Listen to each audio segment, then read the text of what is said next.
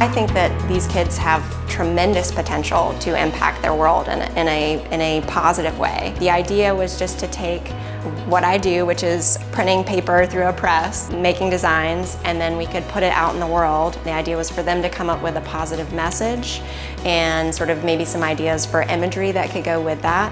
And I would kind of get to be their vehicle for getting it out in the world. We've kind of had the perfect storm here. I've got a really fantastic group of students, a really supportive group of parents, a really supportive group of admin that we've all kind of come together and our gifts have aligned, let's say, to create this rich experience for our students. So one of the things that I wanted to do in sort of coming into their classroom was not only sort of have an artistic vision and then make it a reality, but the whole point is that I donate the time and materials and labor.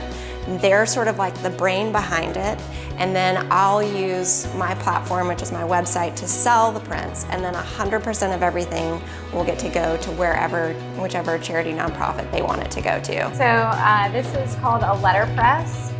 It's a form of printing press that is old. They don't make these anymore. This particular press is called a Vandercook. So we run it through one way and then we run it through another. So each piece of paper is going to get run through the press 12 times. So this was our first run, and right now it just kind of looks like gibberish, right? So then we're going to build it up as we go. I'm going to put this over here. Then this would be our second color. So what I ended up doing was we made the yellow, and then we were able to, on the press, add a little bit of red to make the orange. So you go back to color theory, your primary color, which is yellow, then you add another primary color, red, and that helps make a secondary color, orange. Not only do we want students succeeding, but we want them achieving to their highest potential.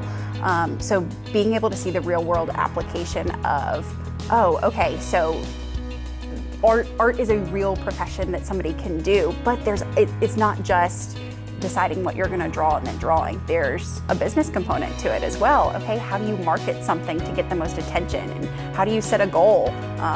And then what steps do you take to achieve that goal? So it's really very interdisciplinary.